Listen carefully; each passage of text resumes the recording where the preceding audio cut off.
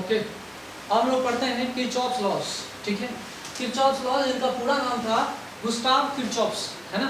Gustav Kirchhoff's means नाम है उनका, ठीक है, उनका नाम है गुस्ताव पूरा किरचॉफ्स। स्पेलिंग देखिए इसके IRCHOOFFS, ठीक है। इंग्लिश में प्रोनाउंसिएशन डबल नहीं बोलते हैं, FF करके इसको हम प्रोनाउंसिएशन करते हैं, ठीक है, FF या HH, ठीक है। तो यहाँ देखिए कि 1882 में उन्होंने 2 लॉ दिया था, ठीक है, किरचॉफ्स लॉज। यहाँ पे जो किरचॉफ्स लॉज आप देख रहे हो यहाँ भी है और एक जगह और फिजिक्स में, हीट एंड रेडिएशन में भी उनका एक लॉ दिया हुआ है ना, किरचॉफ्स लॉज। वहाँ भी किरचॉफ्स लॉज फॉलो होता है, यहाँ भी फॉलो होता है। दोनों लॉ सही हैं, दोनों लॉ वेरीफाई हो चुके हैं, सही है, गलत कुछ भी नहीं है। बस हमें पढ़ना है करंट इलेक्ट्रिसिटी में Kirchhoff's laws. Kirchhoff's laws current electricity में क्या है उसे हमें स्टडी करना है, ठीक है। फर्स्ट लॉ पढ़ना है, फर्स्ट लॉ या जंक्शन रूल या नहीं तो करंट लॉ, ठीक है। इस रूल का नाम है, इसको हम क्या पढ़ते हैं, फर्स्ट लॉ पढ़े या जंक्शन रूल पढ़िए या करंट लॉ पढ़िए, ठीक है। तो इसको हम क्यों पढ़ रहे हैं, क्या जरूरत है भाई? क्या ओम्स लॉ से मेरा काम नहीं चल रहा था? बताइए, क्या ओम्स लॉ से हमारा काम नहीं चल रहा था? तो कुछ ऐसे कॉम्प्लिकेटेड सर्किट्स होते हैं, कुछ ऐसे इलेक्ट्रिकल कॉम्प्लिकेटेड या कॉम्प्लेक्स सर्किट्स होते हैं जिसमें होता क्या है कि ओम्स लॉ सेटिस्फाई नहीं होता। ओम्स लॉ का यूज हम डायरेक्टली नहीं कर सकते क्योंकि उसमें जितने सारे सेल सीरीज और पैरेलल में होंगे उनको हम रिड्यूस करके सिंप्लीफाई नहीं कर सकते। कुछ कॉम्प्लिकेटेड ऐसे होते हैं, बहुत सारे कॉम्प्लिकेशंस होते हैं सर्किट में, है ना। इलेक्ट्रिकल सर्किट्स में जब कॉम्प्लिकेशंस अराइज हो जाएंगे तो क्या होगा, हम उनको सिंप्लीफाई नहीं कर सकते। अगर हम उसको सिंप्लीफाई नहीं करेंगे तो क्या होगा, प्रॉब्लम खड़ा होगा। तो उसको सॉल्व करने के लिए गुस्ताव किरचॉफ ने 2 लॉ दिया, ठीक है, first law and second law. तो फर्स्ट लॉ को हम जंक्शन रूल भी कहते हैं और करंट लॉ भी बोलते हैं, ठीक है। ये रूल है क्या, ये रूल क्या कहता है, ठीक है। तो ये कहाँ यूज करते हैं, ये वहाँ यूज करेंगे जहाँ पे ओम्स लॉ वैलिड नहीं है, ओम्स लॉ का लिमिट खत्म हो जाता है, ओम्स लॉ अपना वैलिडिटी खत्म कर चुका होता है, जहाँ बहुत सारे कैपेसिटर होंगे, रेसिस्टर होंगे, ठीक है, इंडक्टर होंगे, वहाँ पे किरचॉफ्स लॉ का यूज हम अच्छे से कर सकते हैं, ठीक है। Kirchhoff's law is used everywhere. जहाँ ओम्स लॉ वैलिड भी नहीं है वहाँ भी किरचॉफ्स लॉ का यूज कर सकते हैं और किरचॉफ्स लॉ हर जगह वैलिड है, ओम्स लॉ में भी वैलिड है, ठीक है, याद रखिएगा। तो बहुत सारी जगहों पे इसका यूज होता है। अनबैलेंस्ड व्हीट स्टोन ब्रिज है, वहाँ भी हम किरचॉफ्स लॉ का यूज करते हैं, इसीलिए हम लोग किरचॉफ्स लॉ पढ़ रहे हैं और कोई बात है नहीं। किरचॉफ्स लॉ को पढ़ते हैं, चलिए पहला रूल पढ़ेंगे। पहला रूल क्या कहता है, जिसको हम लोग फर्स्ट लॉ कहते हैं, what is called the first rule of Kirchhoff's. Kirchhoff's का पहला रूल क्या कहता है, वो कहता है अलजेब्रिक सम ऑफ करेंट्स, वो कहता है algebraic sum of currents meeting at a junction is equal to 0। Algebraic sum of currents, याद रखिएगा, अलजेब्रिक सम ऑफ करेंट्स, इसको दूसरे में भी समझाएंगे हम आपको, ठीक है। अलजेब्रिक सम ऑफ करेंट्स को भी हम लोग दूसरे शब्द में समझाएंगे।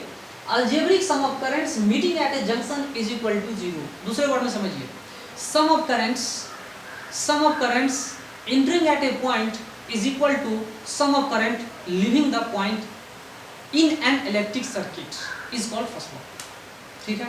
फर्स्ट लॉ क्या कहता है, फर्स्ट लॉ कहता है अलजेब्रिक सम ऑफ करंट, वो तो पहला डिवीजन मैंने बता दिया। इसको दूसरे वर्ड में अगर आप एक्सप्लेन करना चाहो तो आप एक्सप्लेन कर सकते हो, sum of currents entering at a point in electrical circuit is equal to sum of current leaving the point in electrical circuit is called first law. First law यही कहता है किसी भी इलेक्ट्रिक सर्किट में कोई भी पॉइंट को define करो, लो, और उस पॉइंट पे आप सोचो कि जितना करंट उस इलेक्ट्रिक सर्किट में आता है, जितना करंट वहां पे पहुंच रहा है, उतना ही करंट बाहर जाएगा। वो कोई भी पॉइंट चार्ज को स्टोर नहीं कर पा रहा है, ठीक है, सिंपल केस में समझिएगा। और ये कैपेसिटर को भी इन्वॉल्व करके समझाया जा सकता है, ठीक है। तो सिंपली आप ये समझो, sum of current entering at a point in electrical circuit is equal to sum of current leaving the point in electrical circuit, ठीक है। दोनों बराबर है, जितना करंट एक पॉइंट से निकलेगा उतना ही करंट आएगा, सीधी सी बात समझो।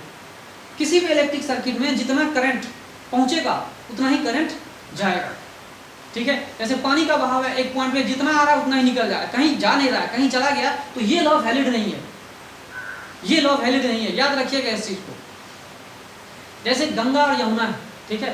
दोनों गंगा यमुना सरस्वती इलाहाबाद में है ना, एक जगह कॉन्फ्रेंस होता है उनका, एक जगह मिलते हैं, संगम है वहां पर।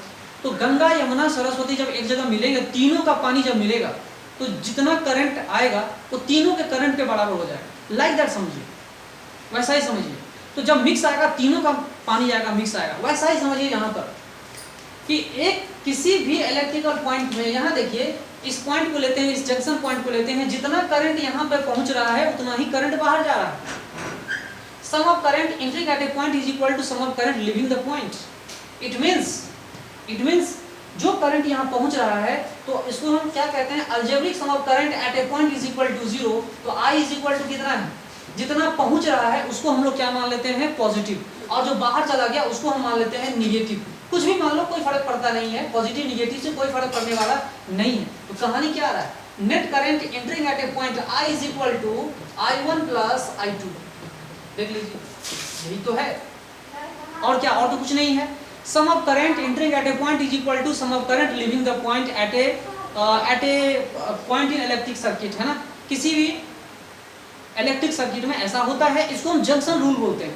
जंक्शन रूल क्यों बोलते हैं, क्योंकि एक जगह जंक्शन हमने बना रखा है, यहाँ पे एक जंक्शन पे जितना करंट आ रहा है उसी जंक्शन से बहुत सारे करंट पास भी हो रहे हैं, निकल भी रहे हैं, इसीलिए इसको हम फर्स्ट लॉ कहते हैं, जंक्शन रूल कहते हैं, या नहीं तो करंट लॉ भी कहते हैं। तो ये आपको क्या बताता है, अगर यहाँ पे हमने लिखा कि सम ऑफ करंट, यहाँ पे देखिए कैसे कंजर्वेशन ऑफ चार्ज आ रहा है, I is equal to I1 plus I2, तो यहाँ लिखेंगे कितना चार्ज घुसा, dq/dt that is equal to I, है ना। ये क्या है भाई, I के बराबर है, तो यहाँ पे dq1/dt that is equal two plus dqt/dt, है ना। ये कैंसिल हो जा रहा है, मतलब जितना चार्ज इंटर कर रहा है उतना ही चार्ज लीव कर रहा है ना। जितना चार्ज पहुंच रहा है उतना ही चार्ज क्या कर रहा है, लीव कर रहा है। So this statement is based on the law of conservation of charge. ठीक है, कंजर्वेशन ऑफ इलेक्ट्रिक चार्ज के बारे में हम लोग समझते हैं कि जितना चार्ज किसी पॉइंट पे पहुंच रहा है उतना ही चार्ज बाहर निकल रहा है। This is purely based on the conservation of electric charge and nothing else. कुछ भी नहीं है, ये actually conservation of electric charge है। देख लीजिए आराम से, ये जो लॉ मैंने बताया है ये कैसा लॉ है, ये ऐसा लॉ है जो कंजर्वेशन ऑफ इलेक्ट्रिक चार्ज को पूरी तरह से वेरीफाई कर रहा है। इलेक्ट्रिक सर्किट में किसी पॉइंट पर जितना चार्ज पहुंच रहा है उतना ही चार्ज क्या हुआ, निकल जा रहा है। This is called the first law, और ये हर जगह इसका अप्लाई कर सकते हैं। जहां पे ओम्स लॉ वैलिड नहीं है वहां भी किरचॉफ्स लॉ वैलिड हो रहा है। याद रखिएगा इस चीज को, इसको जंक्शन रूल भी कहते हैं। ठीक है, आगे चलते हैं सेकंड लॉ या लूप रूल या पोटेंशियल लॉ। ठीक है, सेकंड लॉ, लूप रूल या नहीं तो पोटेंशियल लॉ, क्या होता है ये। ठीक है, इसको हम लोग समझते हैं, ये क्या कहानी बताता है, ये क्या कहानी बयां कर रहा है वो देखिए। अलजेब्रिक सम ऑफ, देखिए algebraic sum of changes in potential, algebraic sum of changes in potential, यहाँ गौर कीजिएगा वर्ड पे, चेंजेज इन पोटेंशियल, यहाँ क्या है, changes in potential in complete traversal of mesh या क्लोज सर्किट कहो भाई, इतना जो पढ़ रहे हो कंप्लीट ट्रैवर्सल ऑफ मेश, इसको हम क्या पढ़ते हैं, क्लोज सर्किट। ये क्या है, क्लोज सर्किट पढ़िए। जो क्लोज सर्किट है उसमें net sum of the change in potential, change in potential, यहाँ पोटेंशियल होने लिख दिया, यहाँ पे चेंज इन पोटेंशियल होना चाहिए। ठीक है, net sum of change in electric potential in closed circuit is equal to 0। ये सेकंड लॉ कहलाता है। ठीक है, इसको समझिएगा, नेक्स्ट टाइम में बताऊंगा आपको सेकंड लॉ, लूप रूल या potential law. Algebraic sum of changes in potential in complete traversal of a mesh, इसको हम क्लोज लूप कहते हैं, इज इक्वल टू 0।